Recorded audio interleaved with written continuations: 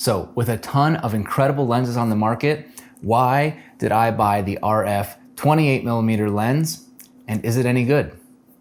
Let's find out.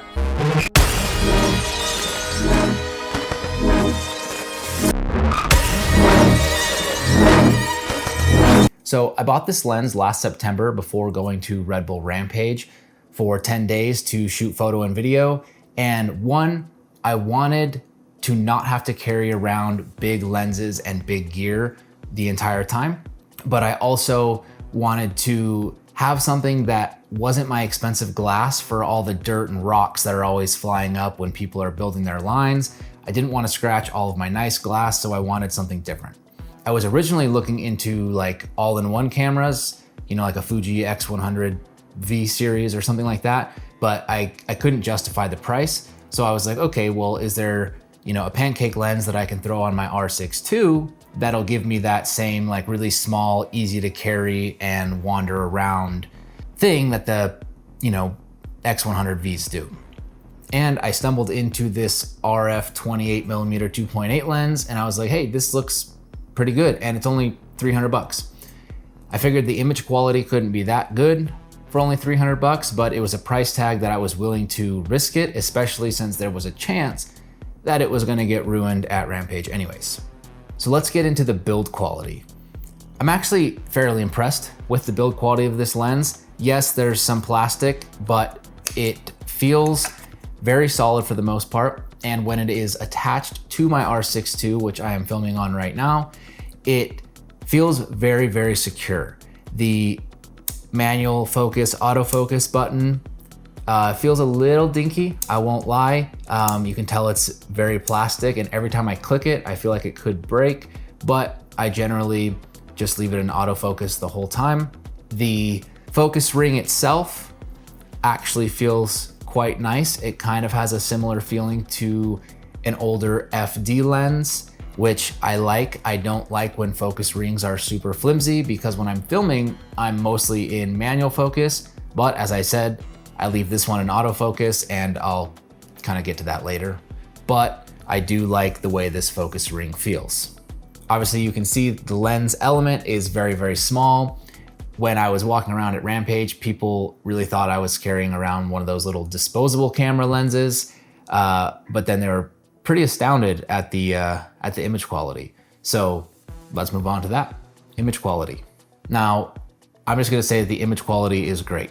It's really all I have to say. I'm not someone who zooms in to check, you know, how much vignetting is happening, like, oh, is it soft in the corners? Like, I don't care. I really don't, and you shouldn't either. Yes, some people want clinical, perfect sharpness. I couldn't tell you if it's sharper at f4 or at 2.8. All I know is that it gets the job done and it gets it done very well. I'm happy with the image quality of this lens. Now, how about overall usability? Because I would say, even though the image quality is great, where this lens really shines is its versatility. One, I think the 28mm focal length on a full frame camera is one of the best focal lengths of all time. You can totally disagree, that's totally fine. I know a lot of people really like 50mm lenses. I think 50 is really boring. I don't prefer to shoot with it. I actually have, now I have the 27 on this little Fuji X-T32, which kind of makes it more of a 40. And though I love bringing this little camera around, the full frame 28mm to me is much better than it is on an APS-C camera. It's just my favorite. 50 to me feels like it's never close enough, it's never wide enough. So with that said, I find myself shooting with this lens a lot.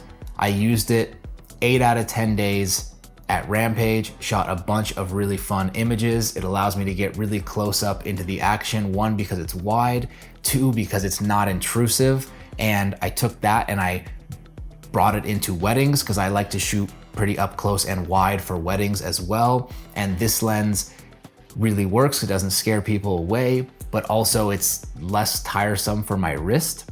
And that means I actually started using this one more than my 28mm 2.8 on the dance floor because this is a lot heavier than this. I don't know the exact weight of this, but it doesn't weigh a lot. So when it comes to doing dance floor photos, one, you don't get elbowed as easily because the lens doesn't stick out far. And two, just, shooting with one hand, you've already got the flash on there. The camera has weight. So when you can size down and get such a light lens on there, it really helps out. Now a little more on the size factor. While this lens on a full frame mirrorless camera does not fit in my pocket, like something like the X-T32 does, it still is very easy to take along, and I love taking it with me on different family adventures, going to Disneyland, going on mountain bike rides with my friends because it'll fit in my Camelback, and overall I think it's just a great lens. Now real quick, let's get into the usability of it for video. Yes, does the image quality work for video? Yes. Does the R6 II IBIS with this suck? Also yes. When you get into really wide focal lengths, the R6 II IBIS is terrible. If you've shot video on the Canon mirrorless systems, then you know the IBIS is not that good at those wider focal lengths. And why that's a problem with this lens is because there's no weight to it whatsoever. So the micro jitters of your hands really messes with the IBIS. And if you take the IBIS off, then it's just jittery footage. Also, when I shoot video, I like to manual focus. I don't like focus breathing. I don't like the camera making the decisions for me. I've always used cinema cameras, and so I'm just used to manual focusing. I use a lot of vintage lenses. And so with this, even though the focus ring is really nice, when it's attached to my R6 II, it's very, very hard to manage manual focusing it because it's so close. It's just kind of awkward. So yes, does it work for video? It does. Do I use it for video? Not really, which is why I said earlier that I leave it in autofocus because I pretty much only use it for stills. So that brings us to, should you buy it? And I would say at $300, why shouldn't you? It's extremely versatile. It's a great focal length. And like I said, the image quality is really good in my opinion. All right, that is my very non-technical review of the Canon RF 28mm 2.8. See you in the next video.